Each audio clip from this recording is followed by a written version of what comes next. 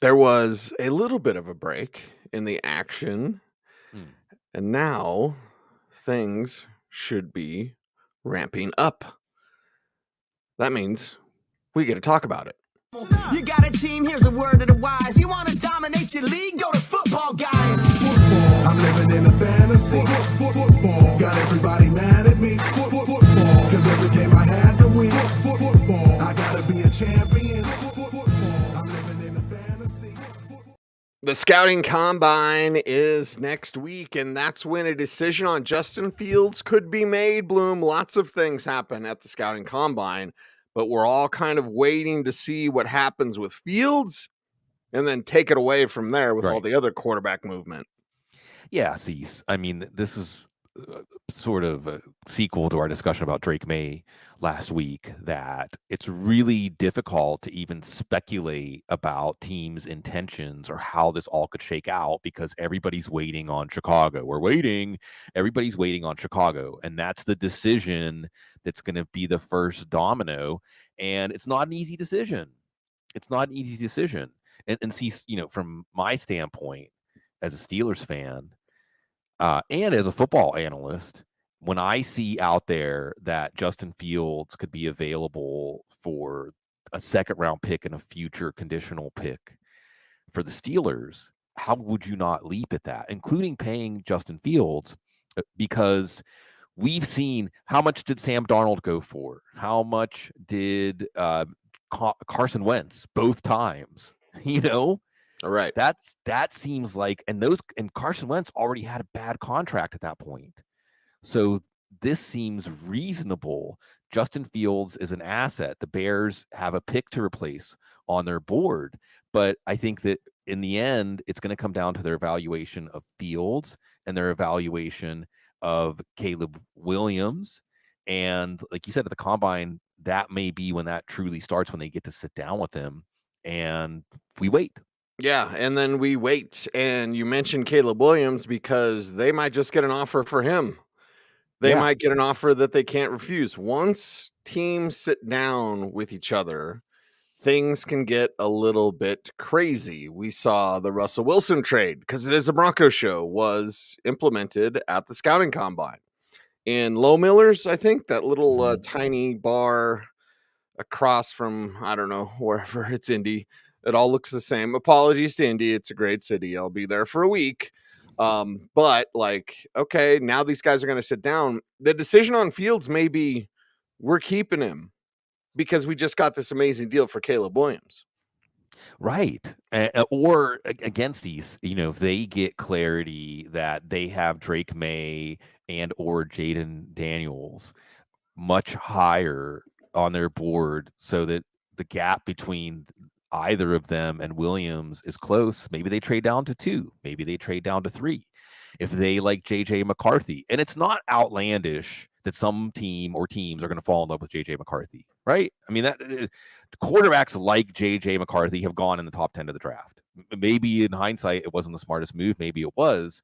So maybe if JJ McCarthy is their guy, maybe if they see JJ McCarthy as a player that can become what they're looking for, maybe they trade down to 6, to 7. There's so many permutations. And then again, it's hard for these teams to project or judge what's going to happen until that first decision happens. And see, we can break it down. It's not even one decision. It's a bunch of sub decisions, right? Right. It's a whole bunch of steps. It's like calculus. There's a whole bunch of steps before you get the answer. Yeah, a whole bunch of steps and then a whole bunch of ripple effects, because everyone is still waiting. Like, there's so many teams. Everybody wants to move up. Spoiler alert.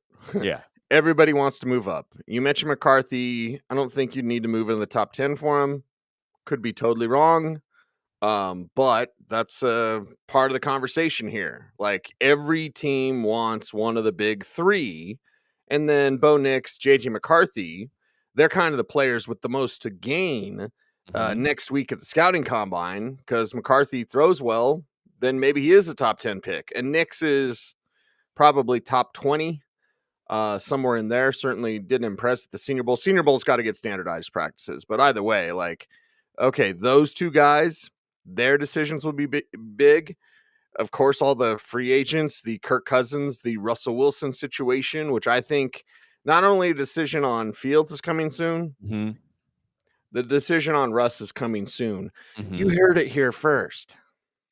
Yeah, well, and I mean, from the Broncos' point of view, I think that it's the decision basically has been made. It's just the other team that has to make the decision for that to consummate. But Well, they won't trade him. I'll be very, very clear about that. They're not going to trade him. well, then that's simple. That's a unilateral transaction, and again, all of these pieces fitting together. But Cease, you said big three. And I wanted to be cheeky, but really make a point when I say, are you talking about quarterbacks or wide receivers? Ah. All right, talk about quarterbacks, wide receivers, or arguably the best tight end that Right. we've seen since Rob Gronkowski, Brock Bowers. Like, Mhm. okay, yeah.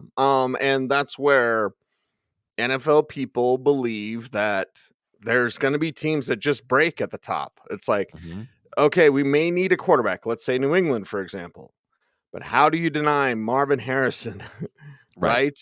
right? Who might be like Calvin Johnson, where when Calvin Johnson came out, it was uncomfortable for me, Bloom, as a young evaluator, because I was like, he doesn't catch everything, I guess, is his only flaw. Like, I guess there weren't many flaws with Calvin Johnson. Guess who doesn't have very many flaws? His Right. name's Marvin Harrison, and he's not the only one. Right. And we've seen the wide receiver is a premium position in the NFL now. It's the second most valuable position after quarterback in terms of what the top players get in the open market, as far as the urgency that teams show to get these receivers. Look at how many receivers we've seen going in the first round lately. So teams, a positional value of wide receiver is through the roof right now. So I think this could be one of those situations also, Cease, where we see some moves in the top 10, but maybe not for quarterbacks, maybe for wide receivers. And this also becomes a really fascinating draft to project, because I think we've got the 3 quarterbacks, the 3 wide receivers. You mentioned Brock Bowers, and then Joe Alt, who seems to be the clear number 1 tackle, probably a top 8 pick. So it's almost like that's the first round, and then the real first round starts after that. And if you are a team evaluating these players, maybe you quote unquote overpay to move up into the top 8, or maybe you don't take, if you're a team in the top 8, you don't take a deal you would normally take because of that drop off after the top 8. Right. And that's why teams are going to be scrambling, and that's why the Bears need to hurry the blank up. Sorry, they're Joe. number 9, and that's who's sitting at number 9. They could actually affect the player pool available for them at number 9. Yes, that's true. Everyone's saying good morning in the chat room. Good morning. Lester says, hey, I didn't know this happening. Lester, we will be Tuesday and Thursdays at 9 a.m. Our plan is to do one show live, like this one, and one show pre-recorded. Some weeks we're going to have to do both pre-recorded. Next week, Bloom, we're going to have to record at all sorts of weird times because I'll be in Indianapolis. So Yeah. we'll get it done. We'll get it done. Brian here in the chat room asks, who's most likely to trade to number 1? That's anybody's guess. I would put the money right now on Washington because it's the easiest move. But Washington, this is why the combine is big. I know it's underwear Olympics, but it's whiteboard stuff. It's interview stuff. That's the most, and medicals obviously. But if Washington decides like, hey, Jaden Daniels is our guy, right, then they don't need to move to 1. But right now, if I'm to guess, Bloom, what is it, February 20th? I would say the Commanders from 2 to 1. Yeah, well, I think you're right to focus in on a more modest move up than what we saw Carolina do last year. I still think, I'm sure it's out there in the betting markets. If you were to put a chip, I don't know what the odds are, so I'm controlling for what are the odds.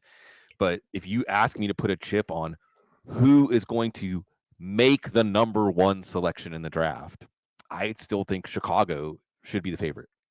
Okay, we'll see what they do there. And of course, at the scouting combine, lots to be gained and a big week to be sure. Well, let's talk about the big week for We're waiting, maybe not a big week, Bloom. This transition is not good. I Right. should drink more caffeine. Mike Evans and my voice cracks, and the deal with Mike Evans, they're kind of Not close. waiting. Yeah, Right, not close. right. Yeah, not close. This one coming out Monday, so yesterday. The Schultz report had it. Buccaneers wide receiver Mike Evans and the team remain far apart in contract negotiations, where there's a soft deadline to get a deal done. The Bucs will incur $7.4 million in dead money if a deal isn't struck Monday, and Evans is leaning toward free agency. This one seems like so easy, and then also, Bloom, so sad, because I don't want to see Mike Evans in any other uniform. Right, We don't right. get that much these days, right? Right. But that's the guy. He's had 1,000 yards every year he's been in the league. Like, just keep him a Buccaneer. It seems very simple, but there's a delay here. There is. Well, and you mentioned it, Cease. Let's get nostalgic and talk about, well, actually, the opposite of nostalgia. Because what do we want to excise from our memory, right? Franco Harris, the Seattle Seahawk. We don't ever want to remember that. Why did I even bring it up? And so on and so forth down the line. Maybe Joe Montana, the Kansas City Chief. Well, as a Steelers fan, that's painful. Painful. Think about that, the playoff game. But the point is, Mike Evans isn't really at that point in his career yet. And he wants to be paid as an elite wide receiver. Again, $25 million. I mean, Tyreek Hill, Devontae Adams kind of money. Mike Evans can get that. And if you want Tampa Bay to be the team that gives it to him, because when signature players, iconic players become part of your franchise, you hope there's a value on having those players retire as a member of your team, and not because of a transaction in the league chronicles that you can retire as a player, but actually like play out your seasons in that uniform. But here's another situation. See what else is going on. Franchise tags. It's now again, and soft deadline's pretty funny. That's a nice oxymoron, because if it's a soft deadline, then what's the real deadline? What's the hard deadline? Maybe one of the factors is whether Baker Mayfield's going to be a Tampa Bay Buccaneer, and they can franchise tag him. I don't think it would be crazy for them to franchise tag him. I know that it would be costly for this year, but they did just win the division, and the team is still set up to be competitive. And obviously Baker Mayfield is liked in that locker room. He riffed with, now Dave Canales is gone now, but still he riffed with the coaching staff on the whole. So is that something that on one hand can induce Mike Evans to come back, but on the other hand may limit their financial flexibility? So we did see baseball talk alerts. It's fascinating. Shohei Ohtani signed like a $700 million deal with the Dodgers, but in Tom Brady fashion, he's only taking $2 million a year, I think, or 1 million, something like that. He's deferring all the money. So is Mike Evans into something like that, where he signs the deal for the money he wants, but he puts off getting some of that money? Maybe this is all moot, because if there's a team that does have deep pockets and is willing to open up those deep pockets, Tampa is one of those teams. Yeah. Tampa's definitely one of those teams. We'll see if it happens in Bloom. Then we'll see, okay, do they tag Evans and sign Baker, or do they tag Baker and sign Evans? I think it behooves them to try to get the quarterback done. Honestly, as much as I want Mike Evans to stay, it just makes more sense to spend on the thing that's might be a little more complicated to get done. Yeah, I think so. And I what we don't know, once again, what we don't know is, what do they think of other quarterbacks that are on the market? And there's so many moving pieces, but the shortest line here between point A and point B is to make sure Baker Mayfield's on their roster for this coming season. Yeah, in for a big raise, and people are thinking more than the Geno Smith 3-year, $75 million deal for Baker Mayfield. So we'll put a pin in that, and we'll continue discussing this news from around the National Football League. Why didn't Joe Flacco want to come back? Right? We talked about that last week. Deshaun Watson's going to start throwing in March. Okay. I don't really like talking about Deshaun Watson. I don't really like talking about my flair. But okay, yeah, and then no Flacco, I guess, with Cleveland. Right. I'm not sure. Right. Well, and I took that. What I unpacked that Flacco news to mean is that he can get a pretty good contract and be a starter this coming season somewhere. Now, it's a limited universe of teams, but he can definitely find himself a starting job and not have to come in midseason and win over his teammates and win over the team based on what he did last year. And as far as Deshaun Watson goes, I suppose Cease, we can say, okay, well, if he's not throwing until March, this was a legit shoulder issue because there was speculation during the season about, well, this is what happens when you give a fully guaranteed contract. You just don't want to play, he doesn't want to play. So, I mean, maybe that gives a little more credibility to the idea that he was playing hurt. Well, the little bit we did get to see him, because the Browns remain a very interesting team. You know, how far could this team have gone if they had Nick Chubb? They should have Nick Chubb next year, and it looks like Deshaun Watson. Yeah, we're looking at, when's the deadline for franchise tag? Is that next Monday? 2 weeks, right? 2 weeks from today, I think. 2 weeks. So it's after the combine? I think. I don't quote me Okay. on that. All I haven't right. memorized the league calendar. I don't have such abilities anymore. Okay, tag deadline updated 16 hours ago. So I'll look that up. But Josh Jacobs may be tagged. Saquon Barkley Again. may be tagged. Chris Again. Jones may be tagged. Kirk Cousins not going to get a fully guaranteed deal. These are the latest things here. The franchise tag period, February 20th to March 5th. 2 weeks. Yeah. Leap year. So- Leap year this year. Don't So forget teams can utilize the tag beginning today. that. Right. So they have from today until March 5th. So yeah, that's going to go through the scouting combine. So here we go. It's tag season. Tag, who's it? Well, we don't know yet. Yeah, this is a situation where there's a lot of players who could be tagged. And I think that this is the beginning of why we love the offseason so much, because we learn what teams actually believe players are worth. We learn what their plans are to stay competitive or get competitive or rebuild. And, there's lots of players. Just one of the provisional list players I'm looking at sees Chris Jones, who's saying he's going to be back in Kansas City. Kirk Cousins, sure. Justin Madubuike, Ravens. Josh Allen, the other Josh Allen, Antoine Winfield Jr., who's quite a player. Play IDP leagues. You're going to know about Josh Allen and Justin Madubuike and Antoine Winfield and Christian Wilkins, who's ended up being an outstanding. L'Jarius Sneed, all of these defensive players. T. Higgins. Remember T. Higgins? Mm-hmm.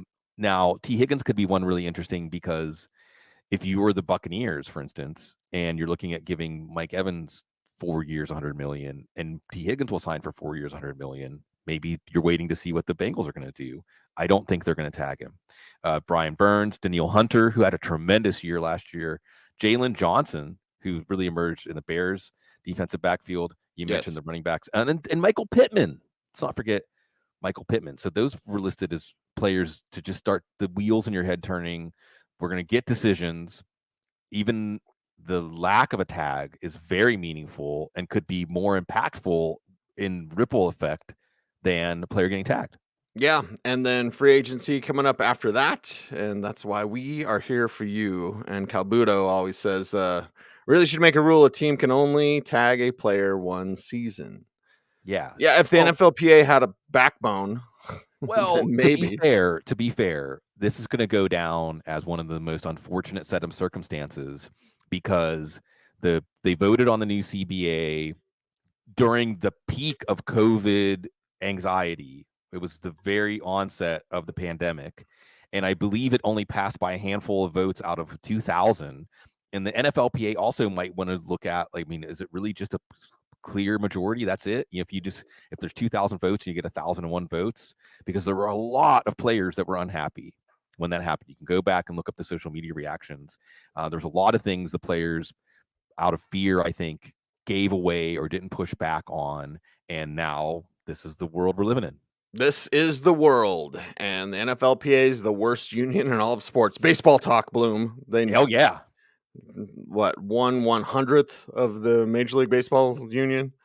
Right? They're not very strong at all, and they pitted the rich players against the regular players. And that's why everything got passed. And then last the rookies weren't pitted against anybody because they didn't have a voice, so they got the worst deal. Hey, everybody. Welcome to the entertainment business of the National Football League. He's Sigmund Bloom. You follow him on Twitter at Sigmund Bloom. The show is at the Audible. I'm at Cecil Lammey saying thanks for watching, everyone. We appreciate you all. Help us out. Help us grow the YouTube channel. Get us in the favor of the algorithm once again by liking, commenting, sharing, subscribing, hitting the notification bell so that you never miss a vid. Yeah, we appreciate you. Thanks. He's Sig. I'm Cease. It's the Audible. Stay tuned. And would you please stay frosty,